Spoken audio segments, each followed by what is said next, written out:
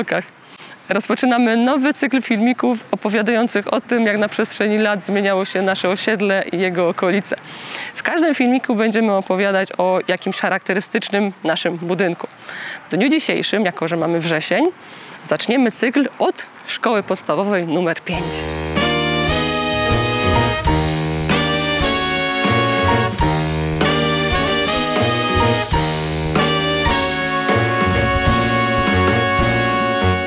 W 1898 roku rozpoczęła swoją działalność kopalnia Dębieńsko.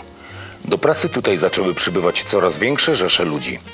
I to właśnie konieczność ich zakwaterowania zmusiła dyrekcję zakładu do budowy w centrum Czerwionki osiedla robotniczego.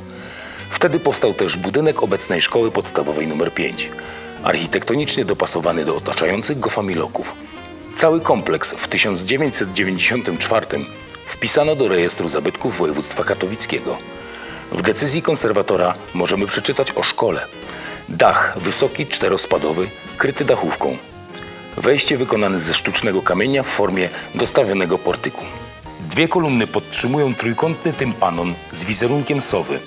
Pod tym tympanonem na gzymsie data 1915. Nad portykiem prostokątna płocina wykonana z tynku, ozdobiona motywem wici roślinnych. Na niej widoczne pozostałości napisu Katolicka Szkoła Ludowa. Szkoła to jest pierwszy przystanek na naszej drodze. Przed nami wiele fajnych, ciekawych budynków. Zapraszamy do obejrzenia następnego odcinka, w którym naszą uwagę zwrócimy na Kościół Najświętszego Serca Pana Jezusa w Czerwionce.